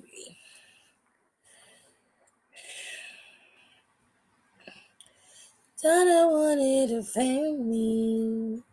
She wanted to do it right. Make Johnny's house a home. She wanted to be your wife. Johnny was a dreamer. Okay, stop. You make me sing it again. Basically, we're looking at these the way you look at a TLC match. There's no such thing as a TLC match in reality. If you can win by pinfall or submission, is no different than a no DQ match. Okay, I see what you mean. So, like, you still have to be inside the ring when you get this pin. Let me see what everybody said in the comments. Yeah, you do. I thought so. Yeah, street fight matches end in the ring. I thought it did. Okay, so they're going to be fighting all throughout the arena, and I Triple H is one where he likes to kick off his show with a lot of spunk and fire. Okay, he's very similar to Shawn Michaels in terms of booking in that capacity. It's his pacing in his booking that I think Triple H can learn from Shawn Michaels about. But that's a whole other conversation for another day. So this match, I believe, is going to be the first match of the night. I could be wrong. But I don't think that I am. I think they're gonna go first. I'm not gonna tell y'all who I think should win because that's gonna lend credence to the last match of the night. All right. Depending on how this match goes, to me, will determine how the last match is gonna play out. Does that make sense? Yep. Now, unless they decide to go in a different route and still continue down that road that I'm thinking they're gonna go, and let Shinsuke and Seth fight it out again at Fastlane, something is telling me that that's not going to be the case.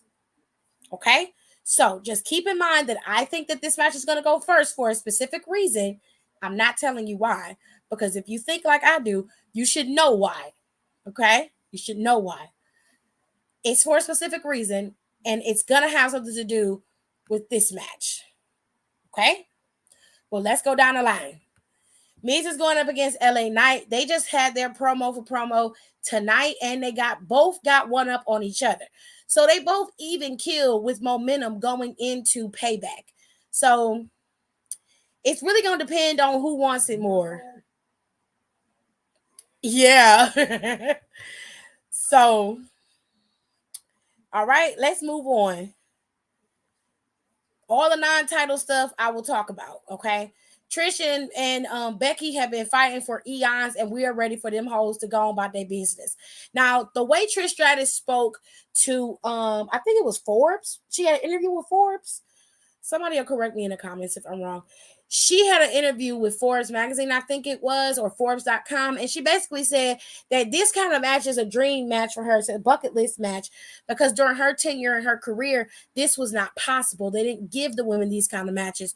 So she's always wanted to do one, and now she gets to do one with her arch nemesis. And of course, I believe she thinks one of the best women in the back, Becky Lynch, is going to be one of the ones she gets to fight against. So with all that being said, the girls are going to fight. This doesn't mean that Trish is going to be gone from WWE for good, though. I think she's going to go on a little slight hiatus and be gone for a little while, and then she'll pop back up.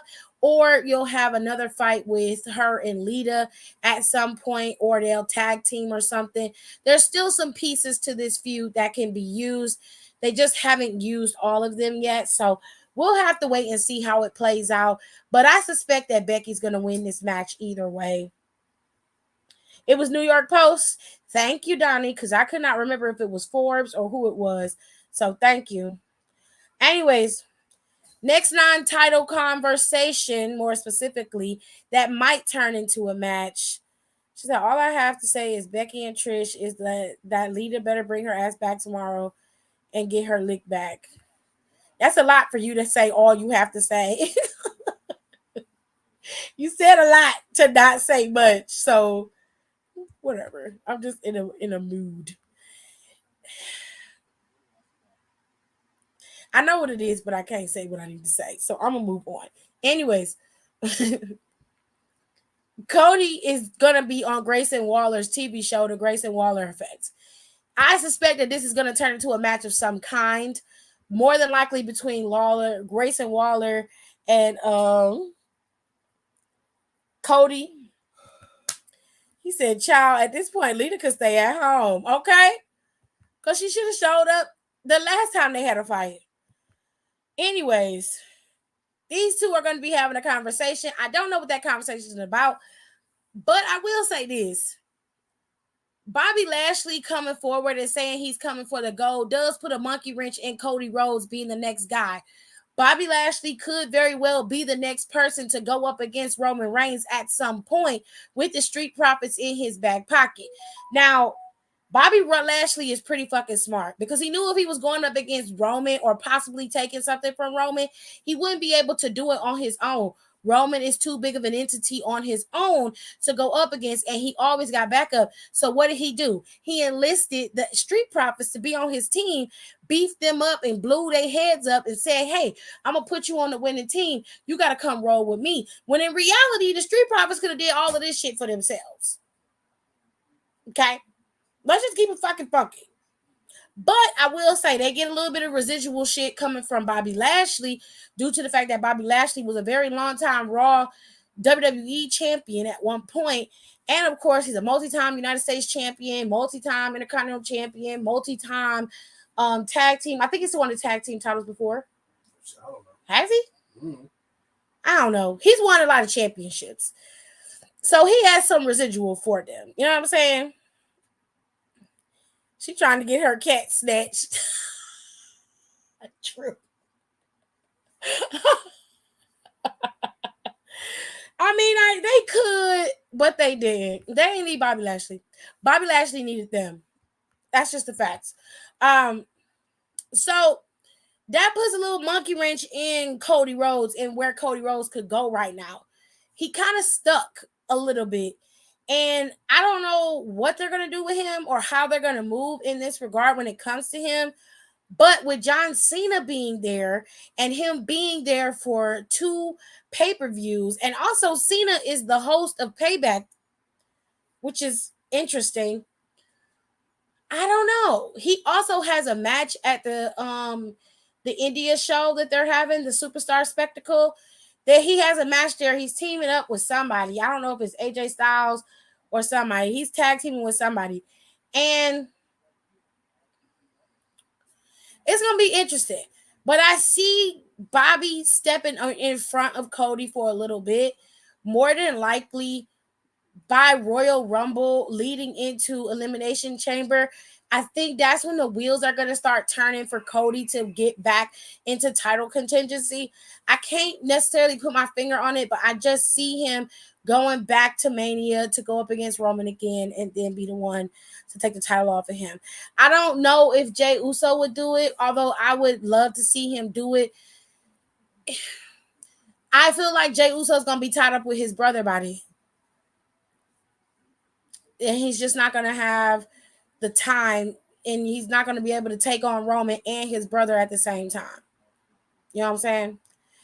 So, anywhoosies, we already talked about titles. More than likely, they're going to put Trish and Becky in the middle of the show. Or they might put them up first because that's a steel cage match. I forgot about that. Oh, fuck.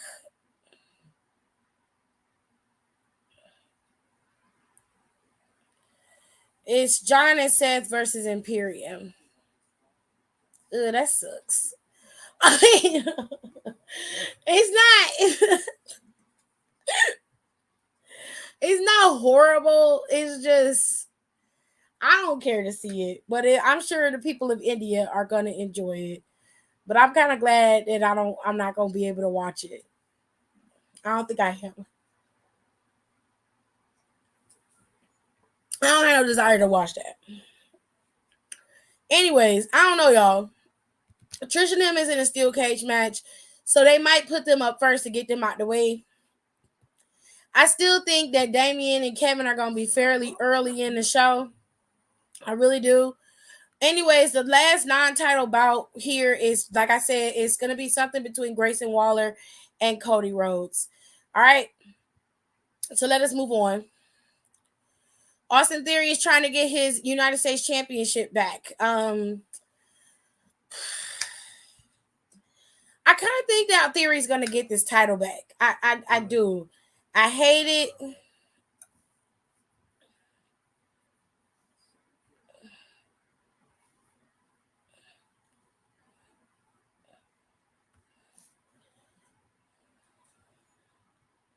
I don't see it, Kayla, to be honest.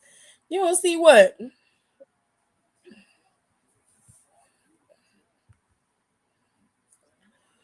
All right.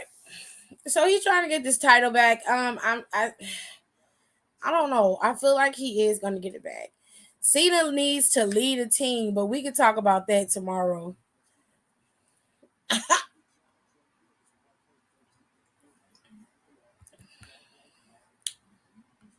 Yeah, I don't know why, but I have a strange feeling that he's going to get this championship back tomorrow. He said Cena team them with Seth to fight Imperium. That's the match that they said. It's been advertised. I don't really care. If I'm being honest, It's not something that I want to see. Obviously, that's for the people of India because that's something that they want to see. But me personally, yes, baby, it's happening. That is a legitimate match. Not ill.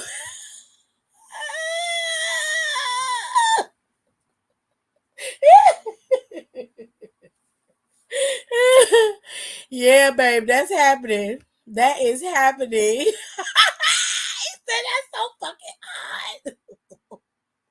I thought it was gonna be Cena and AJ Styles, but I do remember that John Cena and Seth had a rivalry, and he took away like his one shot at being a 17-time champion. You know, beating Flair's record.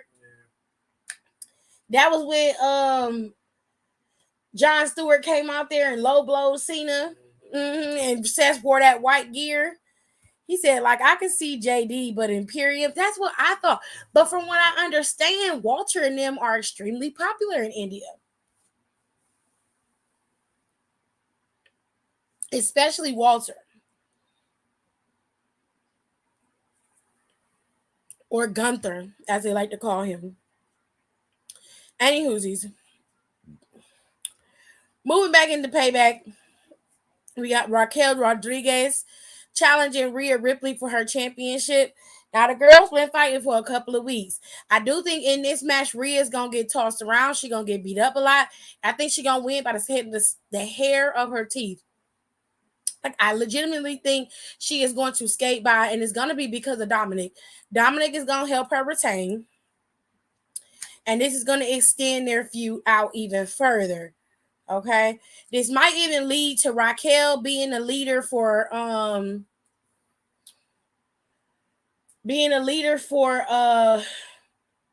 what they call it. Damn, Jared. Survivor Series, if they do what do they call that match? What's the damn match they had in Survivor Series? Talking about the I cannot think of it. Talking about the Survivors, the tag team Survivor Series match? Maybe no, the War Games. Oh, Jesus, we both can't be blanking. One of us got to be on, babe. well, wrestling is your stitch. I'm like, yeah, but you got to be on when I'm off. That's how that's supposed to work. That's why we married. I'm supposed to be the yin of your yang. The peanut butter to my jelly. The corn on the cob. No? Okay. I didn't say nothing. Clearly, you didn't say nothing. He said, like, I hate the India shows because they just be conjuring up dream matches for them to see. Is this damn deal almost done? It was a 10-year deal. So let me look it up. India and Saudi are two different places. Number one, Saudi deal is a 10-year deal. The India deal is a totally separate thing.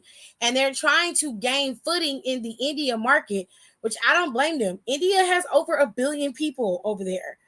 And people in India love WWE. Just off of my insights alone on Instagram, my second biggest market on Instagram that sees my videos are people from India. Yeah. So, Saudi deal, WWE timeline. I wanted a family. He wanted to do it right. Make Johnny's house a home. Okay, so in 2018 is when they announced a 10-year strategic partnership. In 2019 is when they started doing stuff for large-scale events in Saudi Arabia. This is supposed to go all the way through until 2027. So we got 4 more years of the Saudi shows before it's over with. And I don't think they're going to re-up on those deals either. She said they ain't special. I can't. She said, "Oh yeah, when Seth broke John's nose and made a T-shirt out of it. Yeah, he was behind the scenes. He was really tore up about it. Actually, it was during the match because he said when he hit him, I think with his forearm. He did that knee. He did that knee. Yeah. Top rope. That knee he did. He hit him in his nose. He said he heard a crunch. And he could clearly see. And he said John's nose was crooked and it was bleeding. He said, "Oh." Seth was like, "Oh no." He was like, "No, keep going." And John and him worked through the match, and that was it. Seth was like, "I'm finna get fired." Mama, is that Mama clicking in cloud or is that Brown? Mm-hmm. That might be Daddy. Anyways. He felt real bad about it, but John was cool about it because it was a match. Do you think Liv will return? Probably. I think Liv will return after Payback. I don't think she's going to return during Payback. If she does, I'll be surprised, honestly. I hope and pray Theory doesn't get that U.S. title back because I don't want him to be champion for another fucking year. Like this, his second reign sucked donkey balls. It sucked the first reign too, so what's the difference? I think he's going to get it back mainly because, I don't know, I feel like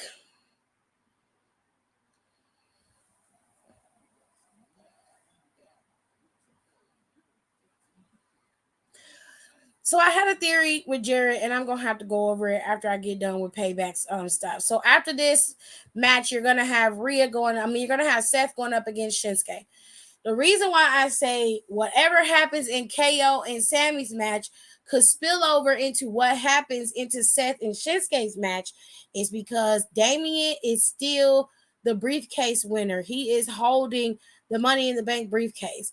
I want y'all to do me a favor and go over to the podcast and listen to the podcast. I believe it's in the second show.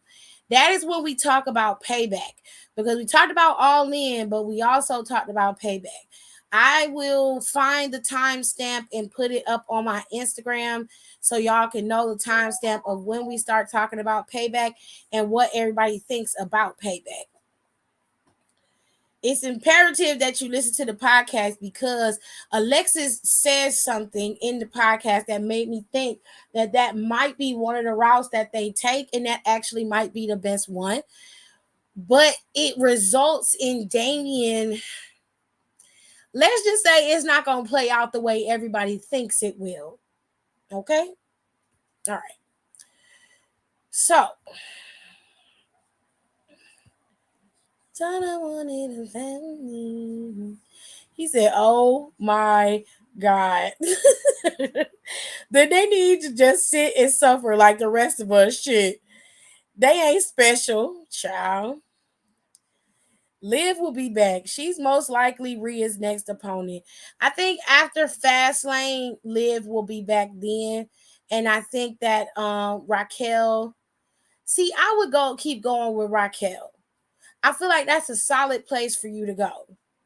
I would have Raquel get back into number one contendership, title contingency after she lose. She would fight her way to get back up there like Bianca did. You know what I'm saying?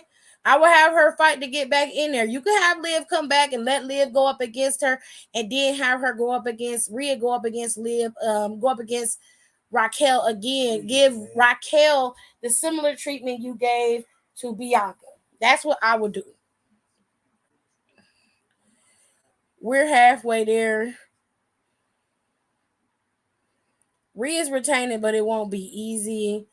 It was a knee, and he said it hurt. He heard and felt the crunch. It was longer. That was the problem. Like Gunther's a better champion than him, and he had it longer. Well, that never was in question. So I'm going to head to bed, guys. Thanks for listening and giving me the SD update. Have a great rest of the night and looking forward to Payback tomorrow. Good night, Tirza. Please do not go to bed angry and go talk to Malcolm, okay? It doesn't never work out when you go to bed angry. Trust me. Go talk to him. Yeah, but Rhea and Liv got a little history. Good night, Tirza. Next, Nikki will be back to Rocket. Like, I feel like you could go, like I said, you can go in between Raquel and Rhea with Liv. is what I'm saying. And that'll take you out through to money to Royal Rumble. And you could have Rhea, you could have Raquel win Royal Rumble next year, challenge Rhea at WrestleMania, and then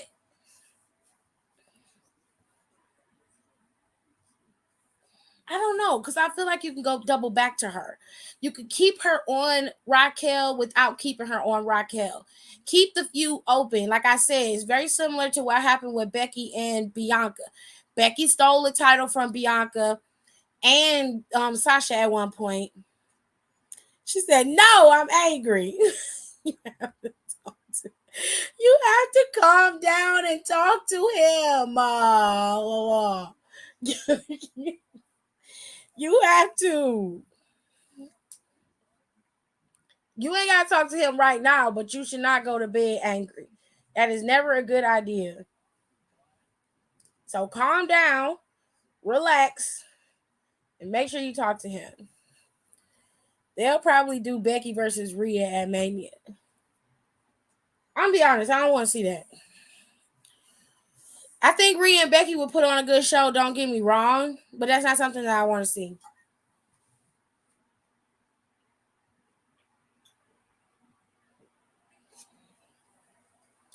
Make them fight at SummerSlam. And I don't think it should be a title for it. I think if Rhea gonna be champion for a year, because she ain't gonna drop that title, and by Mania of next year, she will have been champion for a year. 6 months of her title reign, she would not have done shit. So I will have her drop it after Mania, just like Bianca dropped it. Just in there and be like, everybody out the dressing room, please. Then he gonna be like, huh? You be like, everybody get out the motherfucking dressing room, please.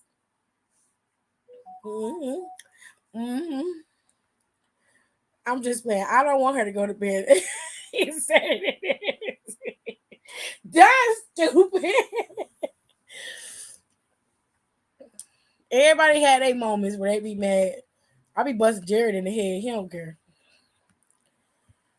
He don't care, child. That man will go to sleep in the middle of a tornado. He don't give a damn. I'm like, you're going to have to sleep on the couch. Who couch? This is my damn bed. You mad at me? Be mad, but I'm not going no fucking where. I'd be like, this motherfucker here. Just going to go to sleep in my damn bed. Yeah. Don't give a fuck about what I'm talking about. I'm not saying you shouldn't be angry. I'm not disregarding your feelings at all. This man looks me in my face and he says, you have every right to be upset with me. I am okay with you being upset with me, but I will never leave our bed just because you mad at me. You just gonna have to be mad at me. And then he'd be like, he'll kiss me on my face. First of all, he'd be like, good night, and he'll go to sleep. And we'll go to sleep. Like he is not in danger. I'm like, Molly, you is in danger right now. Do you not understand what is happening? Your spidey senses is not tingling. You are in danger, sir. It should be red bells going off. Jerry don't give a shit. He'll go to sleep in the middle of a damn blizzard. They're going to tell us our roof is getting ready to get blown off dry. Like, fuck that roof. I'm going to sleep. I don't give a shit about none of that. It do not take much, honey. Is you finished or done, AJ? That's pretty much it. That's pretty much. He don't care. I could be screaming my head off, and he'll be like, all right. You feel better? No. Well, I'm going to bed. You can finish yelling at me while I'm asleep. But I'm going to bed. I'm like, boy, fuck you. Well, if you weren't mad at me, I asked you when, but you know. I don't think that's a safe question right now. Like, I don't think that's a good question. So I'm just going to go ahead and go to bed. Go ahead and go to sleep. Yep. I hate him for that. I can't do that. I'll be having to talk all of my shit out. We need to have a conversation.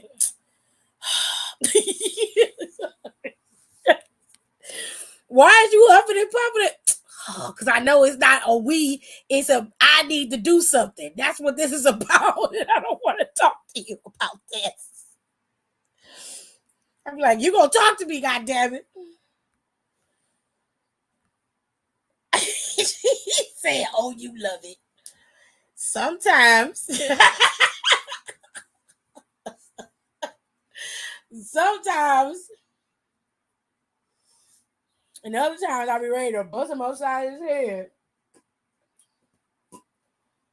But that's my babes. All right, y'all. I will be back tomorrow after payback is over, and we will talk about the show and everything. So y'all make sure y'all enjoy payback. Like I said, I'm finna show y'all one more time. I'm not gonna show y'all all the match card because I don't feel like talking about it no more. I'm just gonna show you the show. The show comes on at 8 p.m. on Saturday, not Monday, not Tuesday or Sunday. By the way, the cinemas got $4 tickets on Sunday because it's National Cinema Day. So that's what's happening. I will see y'all tomorrow after the show. Love yous. Mean it. He said, You said before and after. Before and after what? What is I missing?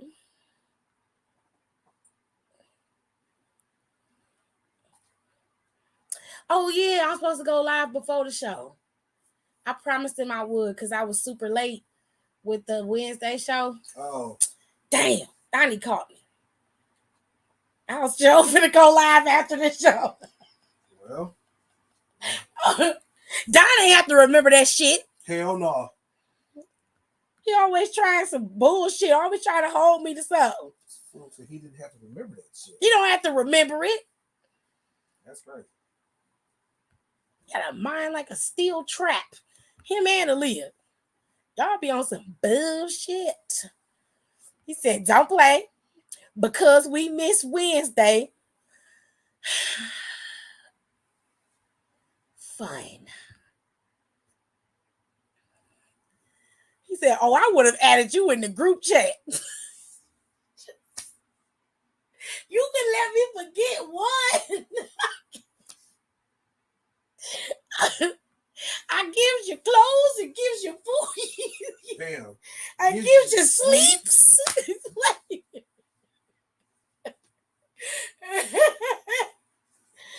Oh shit. I gotta go live before the show. I promised them I would go live before, so I probably am.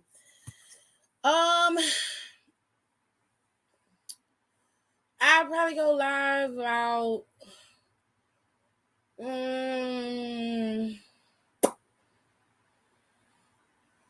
about 4:30.